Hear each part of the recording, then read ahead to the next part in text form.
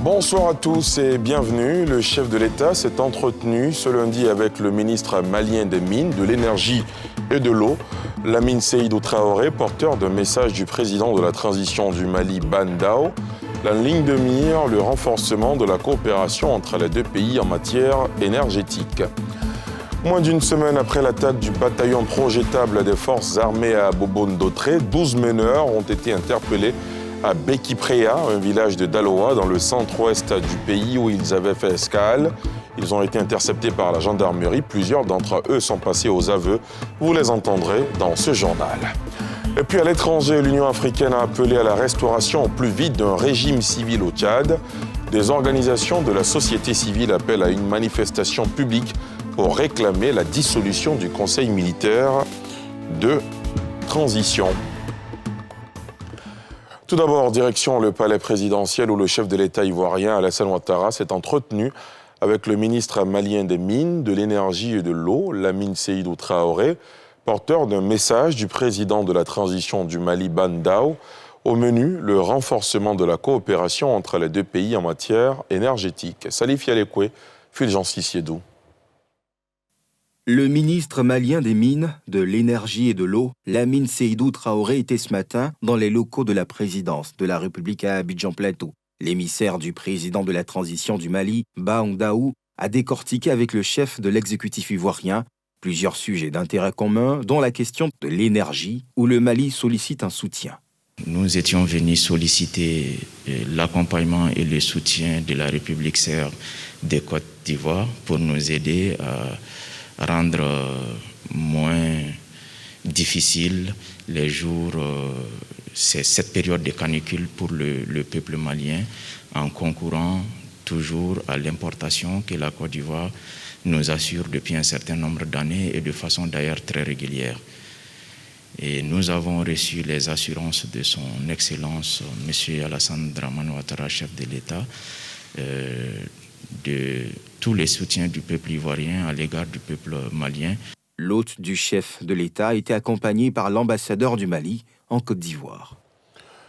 Du nouveau sur l'attaque du bataillon projetable des forces armées de Côte d'Ivoire d'Abobo-Ndotré, survenue dans la nuit du mardi au mercredi dernier. Moins d'une semaine après cette attaque, 12 meneurs ont été interpellés à Beki-Preya, un village de Daloa, dans le centre-ouest du pays. Ils avaient fait escale, ils ont été interceptés par la gendarmerie. Plusieurs d'entre eux sont passés aux aveux. Vous les entendrez dans ce reportage de Thiemé Danger. L'attaque du bataillon projetable d'Abobo-Ndotré livre des secrets. La gendarmerie nationale, recoupant le renseignement de pièces sur la scène du crime, est parvenue à mettre le grappin sur les meneurs de cet assaut contre la base des soldats engagés dans les opérations de lutte contre le terrorisme. Au nombre de 12, ils ont été interpellés à Beki-Preya. De ce village de Daloa, d'où ils ont été transférés à Abidjan, ils avaient fait escale sur le chemin retour à l'ouest, où ils ont été recrutés dans différentes localités frontalières avec le Libéria. Moi et puis mon frère qui est là, on mangeait dans un maquis, c'est là-bas. Le gars, il nous a croisés, c'est pas que. On est en train de manger plagali. Donc, nourriture qu'on mange là, un sox là, c'était pas bien. On est en train de parler ça dans anglais maintenant. Il y a un qui est venu vers nous qui, ouais, oh, vous êtes les Libériens. Il dit oui, moi je suis Libérien. C'est pas que mon frère c'est un Ivoirien. Ivoirien et puis mais on a des frontières de troupes, vers troupes là-bas. Il a pris nos numéros. Après ça maintenant, il nous a invités à quelque part que dans un maquis à quartier Maroc. Dès qu'on est rentré, on a vu les boss qui sont assis que non, on a travaillé pour vous.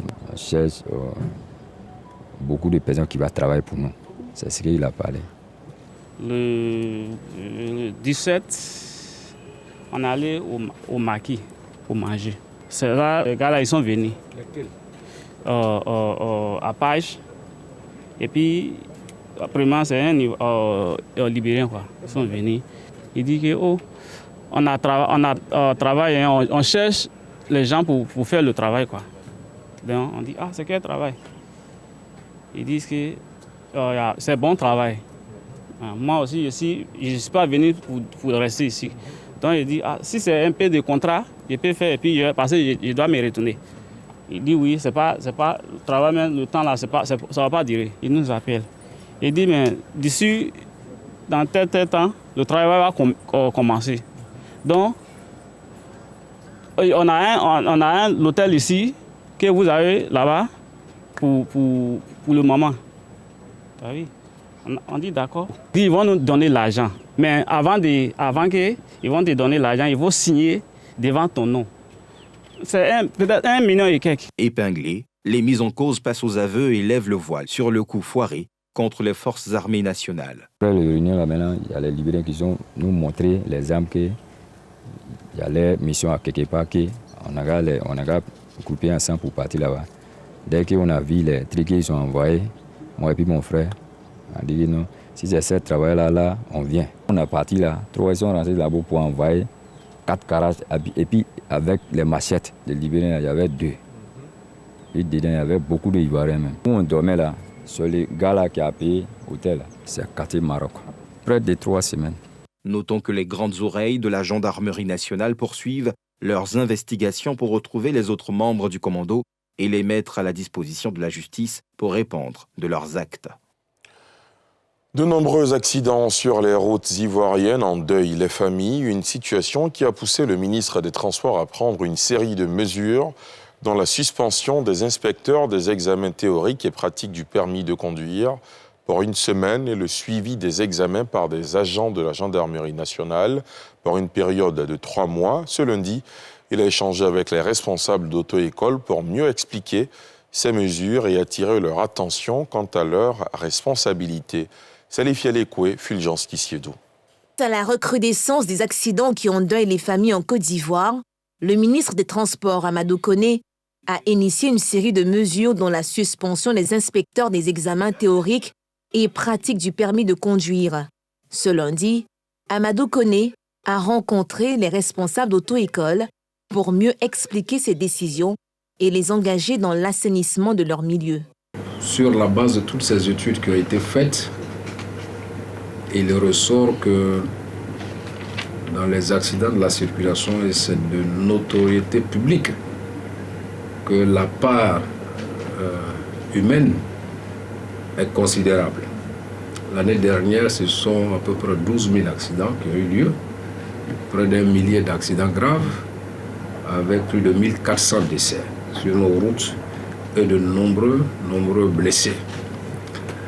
C'est aussi en termes économiques des pertes importantes pour l'économie nationale, des pertes importantes pour les entreprises de transport, évidemment des pertes en vies humaines importantes aussi. Nous allons accélérer donc les réformes des auto-écoles. Les acteurs des auto-écoles, au terme de cet entretien, avec leur tutelle, disent être en phase avec lui.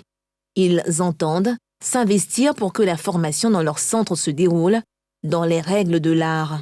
Cette période, c'est un peu difficile parce que c'est tombé là-dessus, mais c'est le ministre, il a jugé utile qu'il faut sauver des vies en prenant cette décision pour pouvoir discuter avec nous les acteurs. Aujourd'hui, c'est l'excellence qu'on va voir devant aux auto-écoles aujourd'hui. Des auto-écoles modernes avec tout le matériel. Nous sommes en phase, monsieur le ministre, qui est prêt à accompagner les auto-écoles qui vont embarquer dans le train de la modernisation. Les causes des accidents en Côte d'Ivoire sont entre autres l'excès de vitesse, l'imprudence des chauffeurs, les mauvais stationnements, les défaillances mécaniques, la fatigue et la consommation d'alcool ou d'excitants. L'ambiance était électrique ce week-end au centre de santé communautaire d'Abidjan Cocody Riviera Palmeraie. Des individus y ont fait irruption, délogeant à coups de cailloux personnel soignant et malade. Un fait en lien avec les palabres pour le contrôle d'un conseil d'administration de la structure de soins de premier contact dont les recettes ont dépassé la barre de 232 millions de francs CFA par an, de quoi aiguiser peut-être des appétits parmi les riverains associés à la gestion de l'hôpital. Que s'est-il passé Pourquoi cette tension en plein centre de santé? Qu'est-ce qui divise les partis? Que dit le ministère de la Santé sur le dossier? Comment éviter une crise généralisée? Les réponses dans ce dossier de Thiemé Dandje et Fulgence Kissiedo. Centre de santé communautaire de Cocody, Riviera-Palmeraie. Agents et malades sont les otages d'une guerre froide pour le contrôle du conseil d'administration. Samedi, ils ont connu des moments chauds avec l'intrusion dans la formation sanitaire de premier contact d'individus particulièrement mécontents de la non-tenue d'une assemblée générale. 1 heure après la scène, les agents de soins, encore tétanisés, racontent. Ce matin, quand nous sommes arrivés au service, nous avons eu un monsieur qui est rentré qui nous a fait savoir qu'il n'y avait pas de consultation à faire aujourd'hui, qu'on devrait rentrer, libérer tous les malades, qu'il y avait une assemblée générale qui devait se tenir au niveau du centre. Donc quand il a dit, nous avons commencé à exécuter puisqu'il a essayé de déloger tout le monde. J'étais dans le bureau ici, j'avais reçu un patient que j'étais en train d'interroger et tout à coup j'ai entendu des bruits dehors et j'ai ouvert la porte, j'ai vu qu'il y avait un monsieur qui était dehors avec un caillou en main. Donc tout de suite, pour ne pas qu'il rentre dans le bureau, j'ai fermé le bureau à clé. Pourquoi une telle intrusion en milieu hospitalier? Il y a eu des incompréhensions entre le conseil d'administration et un certain nombre de personnes. Et le ministère de la Santé a décidé de régler ça à l'amiable. Et jusqu'au jour d'aujourd'hui, on n'a pas encore décidé une date pour l'AG. À notre grand étonnement, l'autre camp a décidé d'organiser cette AG sans le candidat sortant. Nous qui sommes des communautaires, nous qui sommes des membres de ce centre de santé, nous avons dit non à cette forfaiture. Mis en cause par ces jeunes riverains, le président du syndic des propriétaires du quartier s'en prend, lui, au président du conseil d'administration sortant, qui refuserait de partir. Le conseil d'administration actuel a fini son mandat depuis 1 an. Il refuse donc de faire le bilan moral et financier. Il refuse de céder, de renouveler des instances conformément aux dispositions des textes, article 9. Saisi du contentieux, le ministère en charge de la Santé décide de la convocation d'une assemblée générale élective. La candidature du PCA sortant est validée, mais pour une partie, le gestionnaire de l'équipe sortante est forclos. Mieux, il est accusé de détournement des recettes à hauteur de plus de 230 millions de francs CFA. On est allé à une assemblée générale avant la fin de son mandat. Il a été confondu par les commissaires aux comptes qui attestent par les documents que nous avons qu'il y a eu une gabegie financière à hauteur de plus de 243 millions. Ces accusations sont rejetées par celui qui est en lice pour empiler. Il défend sa gestion et son bilan à la tête de la structure. Je suis né il n'y a que 3 ans. Et en 3 ans, le centre me génère combien pour que moi j'en détourne 242 millions. Moi, PCA, M. Sirikpa ne peut pas me demander de venir déposer les caisses du centre chez lui à la maison, compter, se servir et me servir, et puis envoyer le reste au centre. Vous avez vu le centre, l'état dans lequel il se trouve. Si moi j'en mettais dans les poches, qu'est-ce qu'on allait trouver pour faire tous ces travaux que nous avons faits? Centre de soins de proximité, les recettes de l'hôpital vont crescendo depuis 2015. De quoi aiguiser bien d'appétit et susciter des intérêts au mépris de la quiétude des agents. C'est des patients qui étaient là, qui ne se portent pas bien, et à cause de cet incident, étaient obligés de fuir le centre. Donc, je suis malade, je viens à l'hôpital et je suis amené encore à courir. Ça veut dire que ça fait 2 choses. Et le stress plus la pathologie que j'ai, c'est vraiment pas du tout intéressant. La balle est alors dans le camp des partis, appelés à épargner malades et professionnels des soins de leurs palabres. Désigné dimanche nouveau guide de la communauté musulmane, président du Conseil supérieur des imams des mosquées et des affaires islamiques COSIM, l'imam Ousmane Diakité succède à Feu El Hadj Mamadou Traoré, décédé le 13 avril dernier. Le portrait du nouveau cheikh Aïma avec Salif Yalekwe. À 65 ans, El Hadj Ousmane Diakité, imam principal de la mosquée du Mont Arafat de la Riviera Bonoumin à Cocody à Abidjan, précédemment secrétaire exécutif du Conseil supérieur des imams, des mosquées et des affaires islamiques COSIM, a été désigné dimanche président de cette organisation et guide de la communauté musulmane nationale à l'issue d'une réunion du collège de transition présidé par l'imam Moustapha Sonta. Diplômé d'une maîtrise en droit public option administration intérieure, obtenue en 1983 à l'université Mohamed V de Rabat, Maroc, à la faculté de droit et sciences politiques, Ousmane Diakité a auparavant fait ses études primaires et secondaires à l'école d'art El Hadis de Bouaké. De 1977 à 1978, il intègre l'Université des sciences humaines de Strasbourg, en France, au département des langues pour une formation en langue française.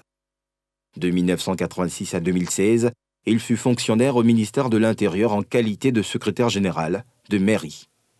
Il a été membre de la commission centrale de la commission électorale indépendante en qualité de représentant de la communauté musulmane. Depuis janvier 2017, le cheikh Ousmane Diakité occupe le poste de secrétaire général de la fondation Hileh, la compassion pour l'éducation et les activités humanitaires. Dans la même année, en octobre, il devient membre de la fondation Mohamed VI des Oulémas africains, section Côte d'Ivoire. Le nouveau cheikh s'est rendu célèbre lors du Ramadan 2017, où il a dénoncé en présence du chef de l'État et de plusieurs ministres et cadres de l'administration la corruption et l'enrichissement illicite. Le faux monnayage, c'est qu'ils fabriquent les faux billets et qu'ils les injectent dans l'économie. Non seulement vous déstabilisez l'économie nationale, mais aussi vous encourez la colère d'Allah subhanahu wa ta'ala. Il devient ainsi le 7e président de cette organisation. Dans ce mois de Ramadan, le business des paniers et coffrets à offrir connaît un pic. Initialement offert lors des naissances, les paniers ou coffrets cadeaux est désormais associé à presque toutes les occasions. Leur côté esthétique ajouté à la diversité du contenu séduit les clients qui ne se font pas prier pour s'en procurer. Entreprises ou particuliers, tous se sont mis à la mode du panier cadeau à offrir au cours des grands événements de l'année, de quoi faire naître un nouveau business prisé et rentable pour qui détient les meilleurs réseaux. Un sujet de Nadia Edja et Mathurin Badé. À l'occasion du Ramadan, d'un anniversaire, d'une naissance, ou juste pour témoigner son affection à un être cher, le panier ou coffret cadeau est de plus en plus offert, un business florissant dans lequel s'est investi Madoussou Kone Kaba. Anciennement contrôleur interne dans une banque, la jeune dame a tout plaqué en 2020 pour se consacrer pleinement au business de la confection-vente de paniers cadeaux, une activité rentable qui lui permet d'employer aujourd'hui 8 personnes. Et pour satisfaire sa clientèle, rien n'est laissé au hasard. À l'intérieur, nous avons des nectars de jus, du chocolat, du tapis, des différentes qualités de fruits secs, et puis de l'encens, des essences de parfum. Cette commande de 50 paniers à 50 000 francs CFA à l'unité est prévue pour être livrée à une structure bancaire. Outre les entreprises, les grossistes et les particuliers font partie des clients de Madoussou. Un réseau bien constitué et un travail rigoureux qui lui permettent de rentabiliser malgré le rapport qualité-prix pratiqué. On a plusieurs types de paniers. Nous commençons à partir de 10 000 francs même. Quand on fait le calcul, on a une marge d'à peu près 20%. Donc 20%, on va enlever la TVA et enlever les salaires. Donc on se retrouve dans un bénéfice de 5%. Mais c'est toujours bon parce qu'on travaille en quantité. Donc ce coût, par exemple, c'est 50 000 francs, mais vraiment le paquet est rempli parce qu'on a jusqu'à hauteur de 40 000 francs ce qui est dans ce panier.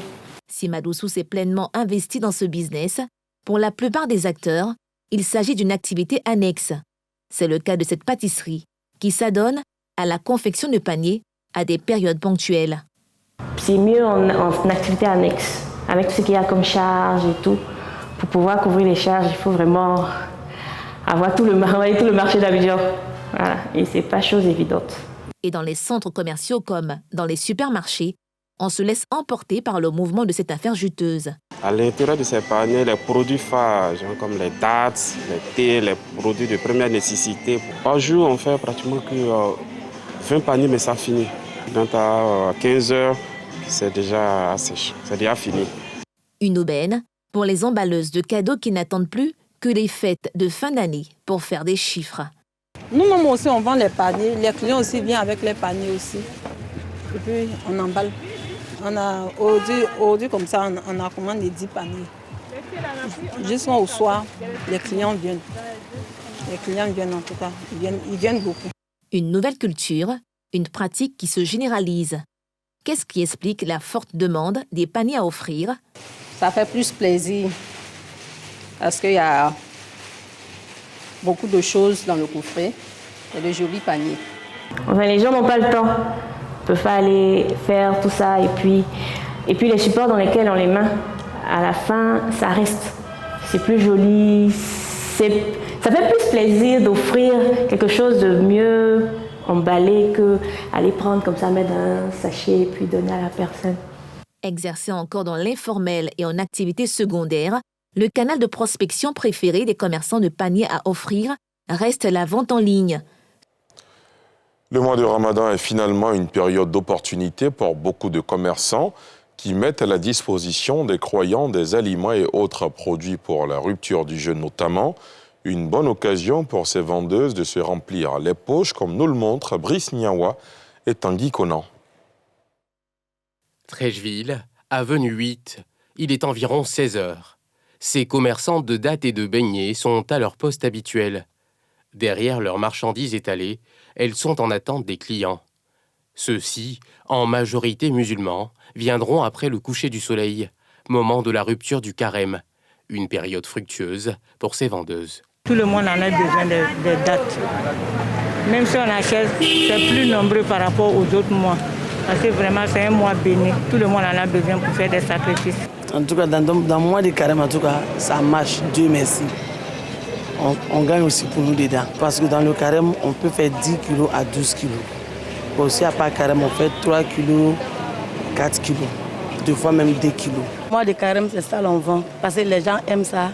Et puis, on gagne un peu aussi dedans. Et puis, on est content. Après, on vend autre chose, nourriture. Pommes de terre, poulet braisé, on fait tout ça. À Cocody, en Grémaou, même constat. Cette entreprise spécialisée dans la vente du miel profite de ce mois de carême pour faire connaître son produit apicole à travers le panier tout fait.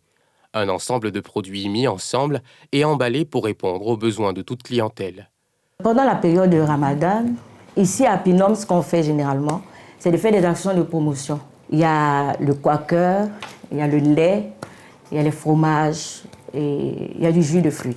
En plus de ces éléments-là, nous, on ajoute le miel. On va communiquer encore plus en donnant les vertus, l'importance de consommer le miel pendant cette période-là, plutôt que de consommer le sucre. Voilà, donc du coup, on profite quand même de cette période-là pour quand même renforcer le chiffre d'affaires de l'entreprise.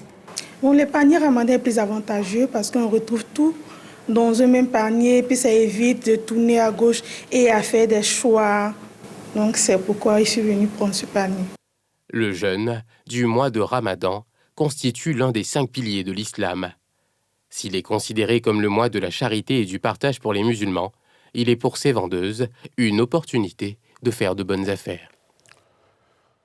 À l'étranger, l'Union africaine a appelé à la restauration au plus vite d'un régime civil au Tchad. Des organisations de la société civile appellent à une manifestation publique pour réclamer la dissolution du Conseil militaire de transition.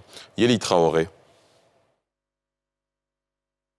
Dans un communiqué, le Conseil de paix et de sécurité de l'Union africaine en charge des questions de paix et de sécurité au sein de l'organisation continentale a fait part de sa grave préoccupation quant à l'instauration d'un conseil militaire dirigé par le fils du défunt président. Cette déclaration de l'UA, faite quelques heures après les obsèques du président Déby, arrive au moment où des organisations de la société civile tchadienne appellent à une manifestation publique pour réclamer la dissolution du Conseil militaire de transition, dirigé par le général Mahama Idriss Déby.